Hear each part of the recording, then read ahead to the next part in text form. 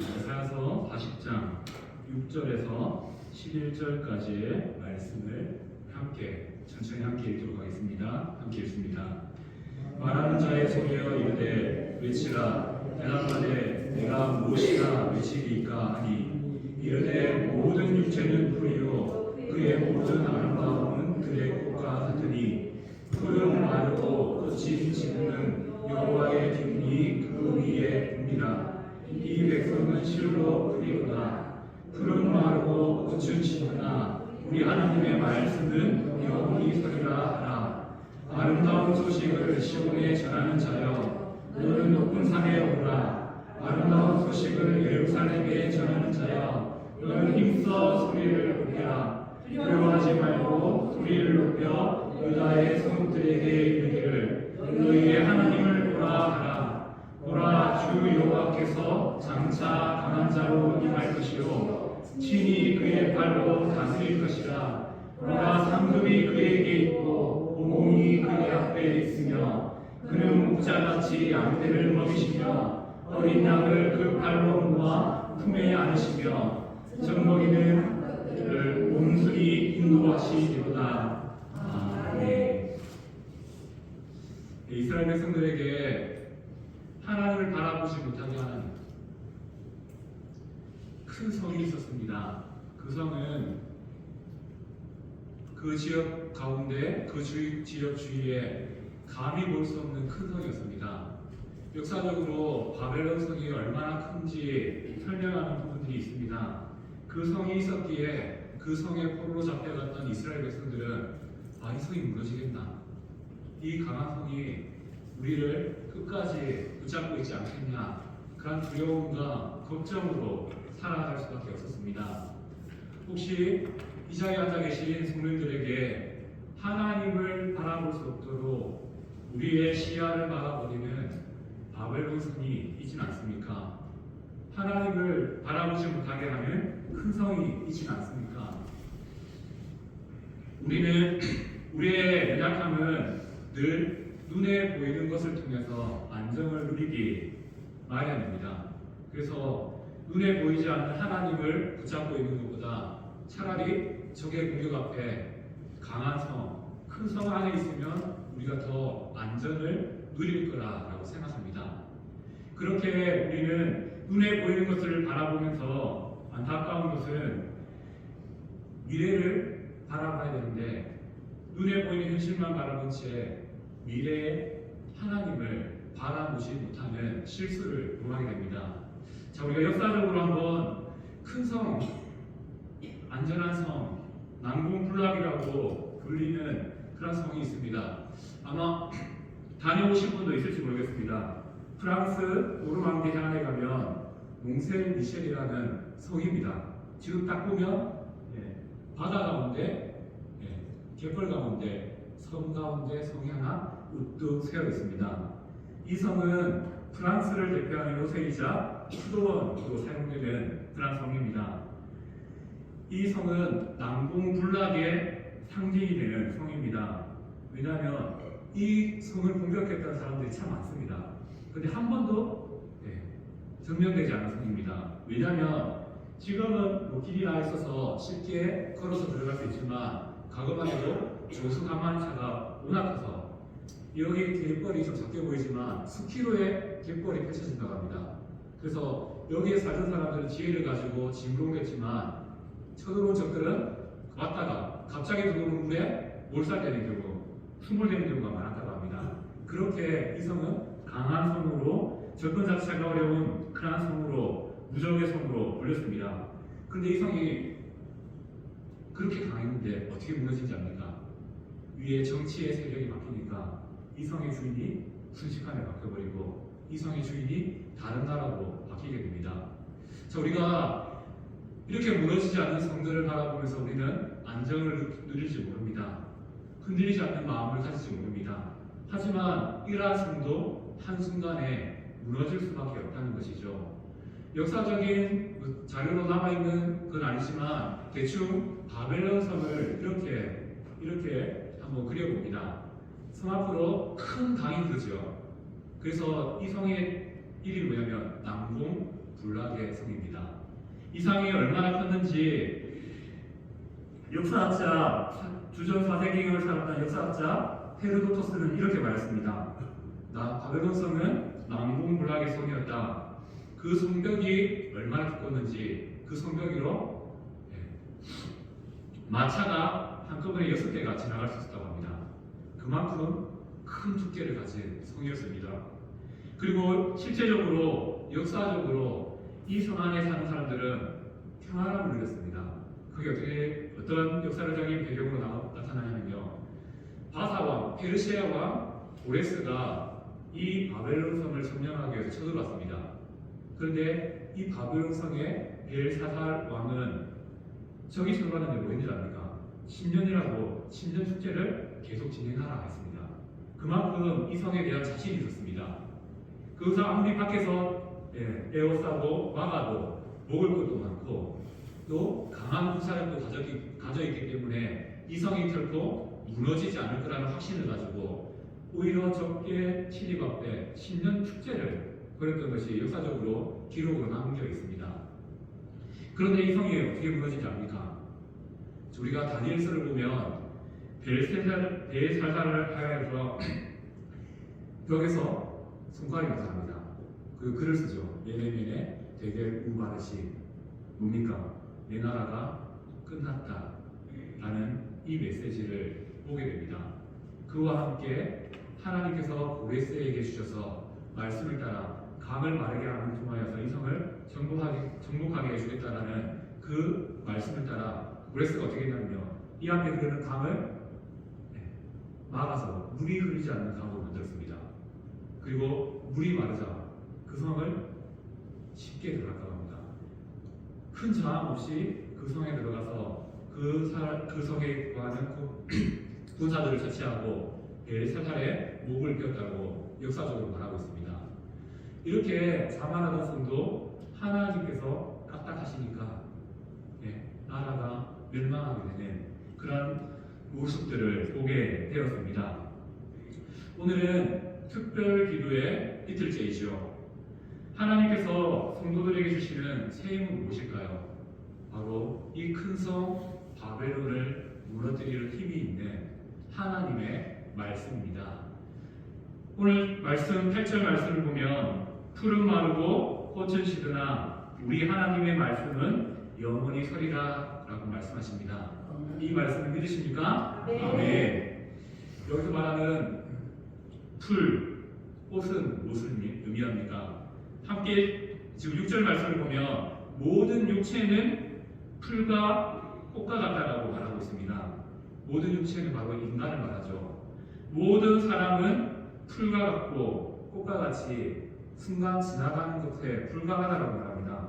자, 하나님의 말씀의 은혜를 사람이 하고 있을까요? 막지 못한다는 겁니다. 또한 어떤 사람도 전적으로 하나님만큼 신뢰할 수 있는 사람이 존재하지 않는다는 것이죠. 왜 그렇습니까? 사람은 생명만 봐도 유한합니다. 그렇게 영원하신 하나님에 비하면 정말 하찮은 존재가 사람이라는 것이죠. 하지만 오늘 말씀은 말씀하고 있습니다. 사람은 변하고 죽고 새하지만 우리 하나님의 말씀은 영원하다, 신뢰할 수 있다 라고 말씀합니다. 우리가 신뢰할 수 있는 것 하나밖에 없죠. 뭡니까? 하나님밖에 없다는 것입니다. 우리가 오늘 이 시간 그 하나님을 마주하는 시간이 되길 소망합니다. 이 말씀이 베드로전서 1장 24절 25절에도 동일하게 말씀하고 있습니다. 세상에는 유한하다는 것이요, 세상 것은 모두 사라지고 변하고 맙니다.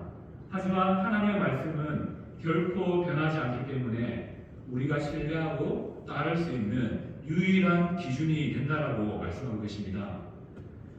눈에 보이지 않는 하나님께서 눈에 보이는 이 말씀을 통해서 우리와 함께 하시고 우리에게 말씀하여 주신다는 것이죠.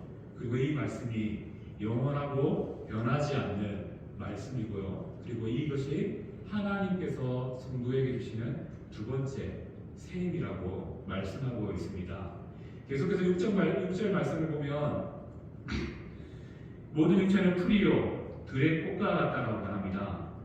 6절에서 풀과 들의 꽃은 인간의 힘, 어떠한 사람의 힘도 강하지 못하다는 것을 표현하는 표현이긴 하지만 이 두 단어에 담긴 역사적인 나라가 있습니다.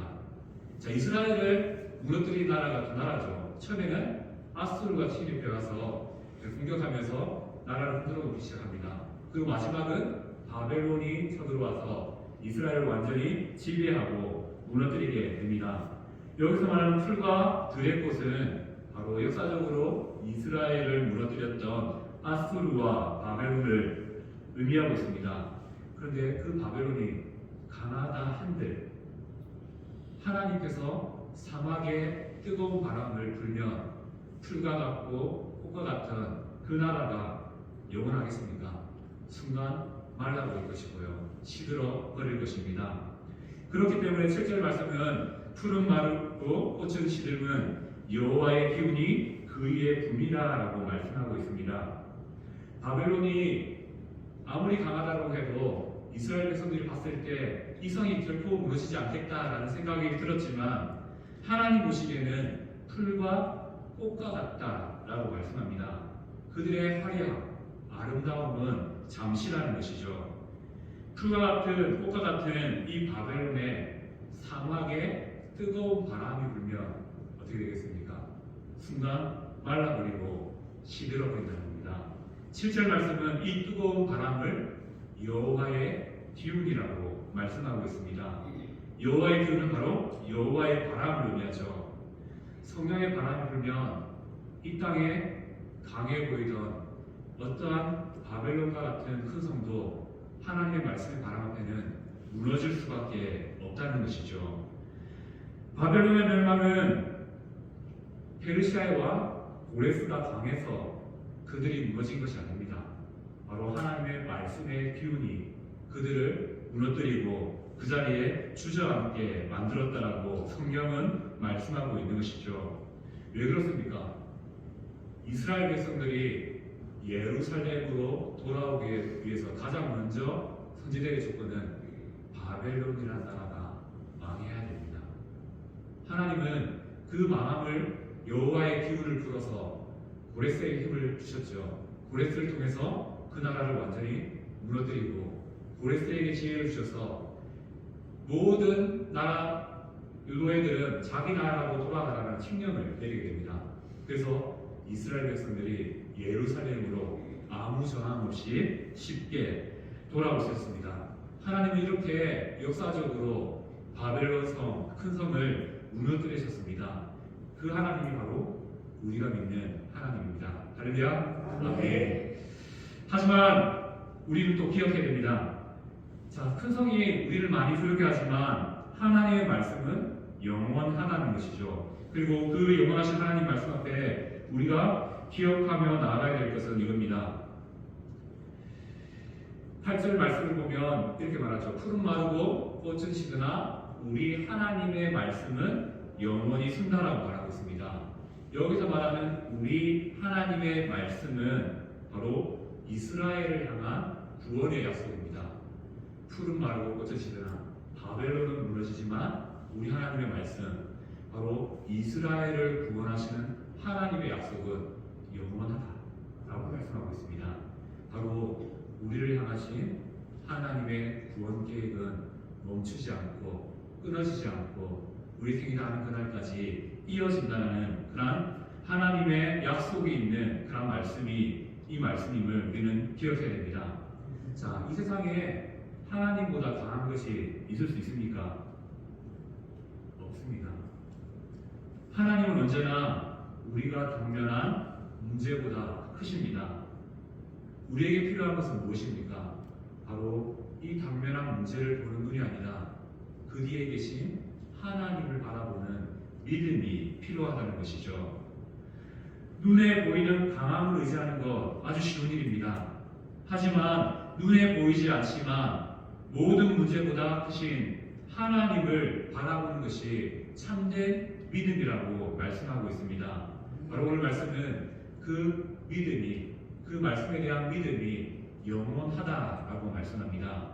그리고 이어지는 9절 말씀을 통해서 아름다운 소식을 말하고 있습니다. 자, 이스라엘 백성들에게 아름다운 소식은 무엇이겠습니까?